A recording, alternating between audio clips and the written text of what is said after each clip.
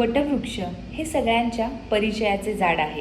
वटपौर्णिमेला प्रत्येक स्त्री आपल्या पतीच्या दीर्घायुष्यासाठी वडाच्या झाडाला फेऱ्या मारते, हे तुम्हाला माहीतच असेल। त्याचबरोबर वडाच्या झाडाचे खूप सारे औषधी गुणधर्म आहेत, ते आज आपण या व्हिडिओमध्ये पाहणार आहोत। वडाचे झाड हे स्त्रीवंधत्व व पुरुषवंधत्व यासाठी खूप उपयोगी आहे। वडाचे अंकुर गर्भधारणेसाठी खूप महत्त्वाचे आहे।